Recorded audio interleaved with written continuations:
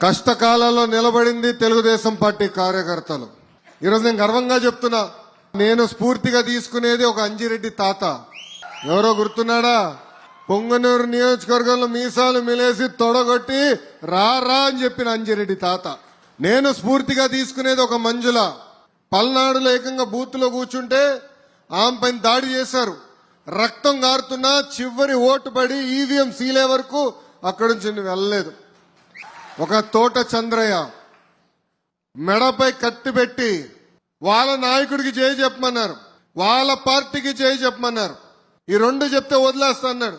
ఆయన చెప్పింది జై తెలుగుదేశం, జై చంద్రబాబు నాయుడు అని చెప్పి ప్రాణాలు కోల్పోయిన చంద్రయ్య నాకు స్ఫూర్తి. విజయవాడలో ఉన్నారు గాంధీ గారు, మాజీ కార్పొరేటర్. మనందరం చూసాం.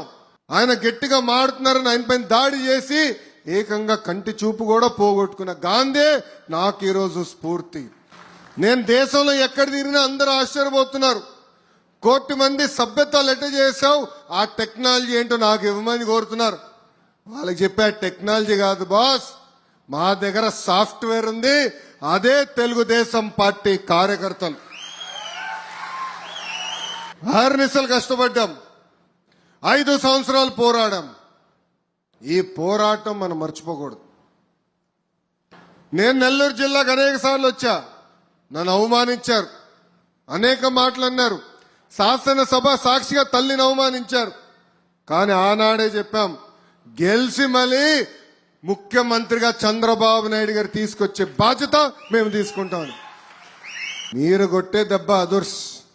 భారతదేశ చరిత్రలోనే ఎప్పుడు రాని విధంగా 94% సీట్లు కూటమి కైవసం చేసిందంటే దాని వెనకాల మీ కష్టం, మీ చెమట, మీ రక్తం ఉంది. అందుకే మన మహానాడులో చెప్పా, కార్యకర్తలే అధినేతని. ఇది చెప్తాం కాదు, నేను నియోజకవర్గానికి వచ్చినప్పుడు ఫస్ట్ కార్యకర్తలనే కలుస్తున్నా. లేదంటే ఏ నియోజకవర్గం వెళ్ళినా ఉత్తమ కార్యకర్తలను కలుస్తున్నా. కార్యకర్తలు కలిసిన తర్వాతనే అభివృద్ధి సంక్షేమ కార్యక్రమాలు మనం చేసుకుంటున్నాం. మీరు లేకపోతే తెలుగుదేశం పార్టీ లేదు. ఈరోజు ఈ సమావేశం పెట్టుకున్నామంటే మీరు ఎదుర్కొంటున్న కష్టాలేంటి నేరుగా తెలుసుకునేదానికే ఈరోజు ఈ కార్యక్రమం ఏర్పాటు చేస్తున్నాం. అధికారంలో ఉన్నా ప్రతిపక్షంలో ఉన్నట్టు వివరించాలి. ఆ కసి మనలో పోకూడదు. మీరు నా ఒకవైపే చూస్తారు, అది జగన్మోహన్ రెడ్డి గారితో పోరాడతాం. ఇంకో వైపు ఉంది, అది బాబు గారితో పోరాడతాం. అంటే ఒక సంస్కరణ తీసుకురావాలి, పార్టీలో ఒక మార్పు తీసుకురావాలంటే అహర్నిశలు నేను కష్టపడతా. వేదిక పైన కొంతమంది తెలుసు నేను ఎంత పోరాడతాను. ఒక మార్పు తీసుకురాలంటే పార్టీ కూడా తేలికేంది కాదు. సీనియర్లు ఉంటారు, వాళ్ళని గౌరవించాలి, విధి విధానాలు పాటించాలి, ఒక క్రమశిక్షణతో మనం ముందరికెళ్ళాలి. కొన్ని నిర్ణయాలు అయితే నాకు సంవత్సరం పట్టింది, కొన్ని అయితే 2 సంవత్సరాలు పట్టింది. కానీ నమ్ముకున్న సిద్ధాంతం కోసం నేను పోరాడా. నేను ఏనాడు వదిలిపెట్టలా. కానీ చంద్రబాబు నాయుడు గారి నిర్ణయం తీసుకున్న తర్వాత తల వంచి నేను అమలు చేస్తా.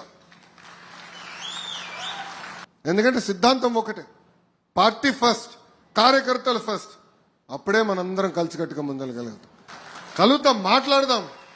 వార్డు అధ్యక్షుడు ఉన్నారు, పట్టణ పార్టీ ఉంది, ఎమ్మెల్యే గారు ఉన్నారు, ఏకంగా ఇన్ఛార్జ్ మంత్రి గారు ఉన్నారు, ఎంపీ గారు ఉన్నారు, పార్లమెంట్ పార్టీ అధ్యక్షుడు ఉన్నారు, జోనల్ కోఆర్డినేటర్ ఉన్నారు. అందరూ కలిసికట్టుగా మాట్లాడుకోవాలి, మన సమస్యలు మనమే పరిష్కరించుకోవాలి. అది దయచేసి గుర్తుపెట్టుకోవాలని ఇక్కడున్న తెలుగుదేశం పార్టీ కార్యకర్తలందరినీ నేను కోరుతున్నా. అనేక సంక్షేమ కార్యక్రమాలు మనం చేశాం. తల్లికి వందనం ఈరోజు అందజేశాం. 1000 రూపాయలు పెన్షన్ పెంచాం. మూసేసిన అన్న క్యాంటీన్ తిరిగి ప్రారంభించాం. మన భూములన్నీ కొట్టేసేదానికి తీసుకొచ్చిన ల్యాండ్ టైటిలింగ్ యాక్ట్ మనం రద్దు చేశాం. దీపం పథకం ద్వారా ఉచితంగా సిలిండర్లు ఇచ్చాం. రోడ్ల పైన పడిన గుంతలు కూడా మనం పూడ్చాం. మీరు అందరూ అనుకోవచ్చు అదేముంది లేరా భయని. ఆ ఒక్క కార్యక్రమం 2000 కోట్ల రూపాయలు ఖర్చయింది. 5 సంవత్సరాలు ఒక్క గుంత కూడా పూడ్చలేదు మహానుభావుడు. మనం చేయాల్సి వచ్చింది 2000 కోట్ల రూపాయలు ఈ ఒక్క కార్యక్రమానికి అయింది. ఇట్లా ఇచ్చిన హామీ ఒక్కొక్కటి నిలబెట్టుకుంటూ వెళ్తున్నాం. మనం ప్రజల్లోకి వెళ్ళాలి, మనం మాట్లాడాలి.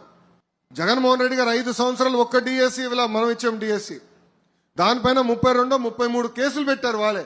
సుప్రీం కోర్టు వరకు వెళ్ళి పోరాడి ఈరోజు డిఎస్సి పూర్తి చేశాం. మనకు ఉపాధ్యాయులు ఆగస్టు మాసంలోనే చేతికి వస్తుంది.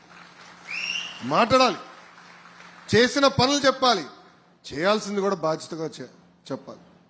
ఈరోజు పెద్ద ఎత్తున పెట్టుబడులు వస్తున్నాయి. ఒక టీసీఎస్ కానివ్వండి, కాగ్నిసెంట్ కానీ ఇవన్నీ మన రాష్ట్రంకి వస్తున్నాయి. ప్రాంతానికి పెద్ద ఎత్తున రిఫైనరీ కూడా రాబోతుంది. 2-3 సంవత్సరాల్లో మనకి కంపడతాయి. ఇవన్నీ ప్రజల్లోకి తీసుకెళ్లాలి. ఎందుకంటే ఒక్క అలక వల్ల ఎంత ఇబ్బంది పడ్డామో 5 సంవత్సరాలు మనందరం అనుభవించాం. ఒక నరకం అనుభవించాం. మనకు బయటికి రానిలా.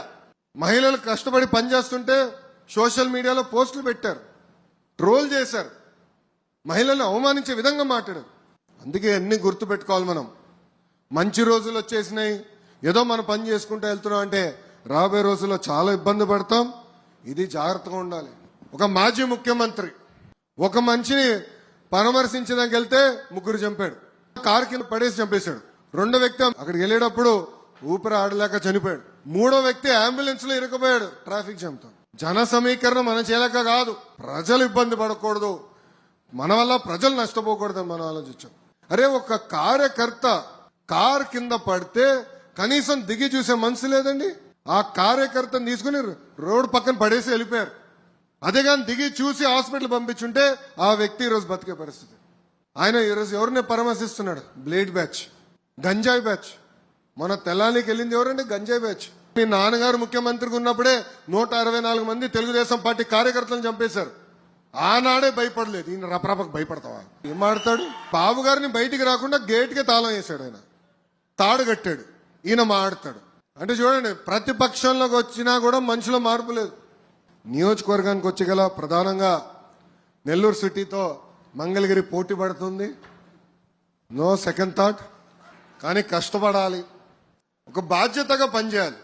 ఇది మీ అందరికి ఎందుకు చెప్తున్నానంటే, కార్యకర్తలందరికీ ప్రత్యేకంగా ఎందుకు చెప్తున్నానంటే, మనందరం ఈరోజు రాజకీయాల్లోకి వచ్చామంటే ఒక మార్పు చేసినానికి వచ్చాం, ప్రజలకి సేవ చేసినానికి వచ్చాం. మన జీవిత ప్రయాణంలో మనం ఎంతో మందికి సహాయం చేసిన ఒక అధికారంలో ఉన్నప్పుడు 1 సంవత్సరంలో అన్ని పనులు చేయగలుగుతాం. అది ఒక పార్టీ గొప్పతనం, ఒక వ్యవస్థ గొప్పతనం. మై టీడీపీ యాప్ ఉంది. ఇప్పుడు మీరు చేస్తున్న ప్రతి కార్యక్రమం ఆ యాప్లో ఎంటర్ చేయాలి. దానికి కారణం కూడా ఒకటే, పనిచేసే వాళ్ళకి ఫోటోలు దిగే వాళ్ళ మధ్యన తేడా ఉండాలని మీరే పదే నన్ను కోరారు. అందుకే తీసుకొచ్చాం. సో ఎవరైతే పని చేస్తారో వాళ్ళని గుర్తించేదానికి తీసుకొచ్చాం. టెక్నాలజీతో మనందరం అనుసంధానం అవ్వాలి, నేర్చుకోవాలి. మీరు టెక్నాలజీ అందరూ బాగా వాడతారు కదా. సో పార్టీ నుంచి మీకు ఏం తెలియజేయాలని నేరుగా మై టీడీపీ యాప్ ద్వారా తెలియజేస్తాం. ఒక పట్టుదల, ఒక క్రమశిక్షణతో పనిచేయాలి. ఒక 2 రోజులు బట్టిన ప్రతి గడప దొక్కాలి. మనం చెప్పాల్సింది చాలా వివరంగా ప్రజలు తెలియజేసే బాధ్యత మన పైన ఉంది.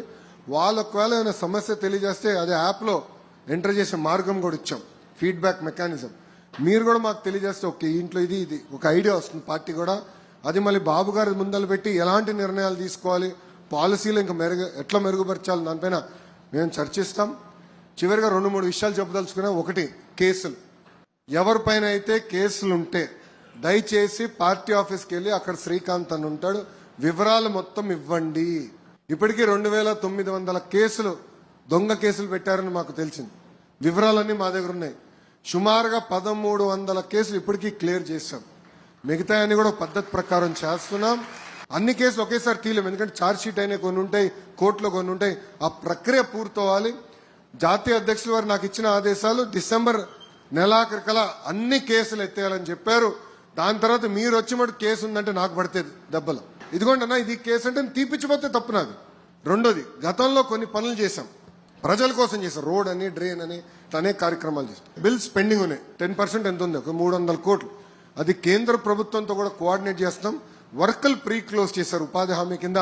అది తెరిపించి డబ్బులు తిరిగి ఇప్పించే బాధ్యత కూడా మన ప్రభుత్వం తీసుకుంటుంది. పార్టీ హౌస్కి వెళ్ళండి, వివరాలు తెలియజేయండి. ఆ బిల్స్ అందించే బాధ్యత కూడా మేము తీసుకుంటామని ఈ సభాముఖం తెలుపుతున్నాం. చేస్తున్న కార్యక్రమాలు చెప్పాలని, ఛాలెంజ్ చేయాలి. ఈరోజు మీరు సర్వేపల్లి రాధాకృష్ణ గారి పేరుతో స్కూల్ కిట్ ఇస్తున్నాం. నాణ్యత చూసారా?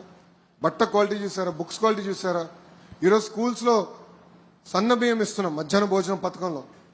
ఇట్లా అద్భుతంగా మనం చేస్తున్నాం కార్యక్రమాలు. చేయక కాదు, చేసినవి చెప్పాలి. చేయాల్సింది ఉంది, అన్ని చేసామని నేను చెప్పట్లేదని.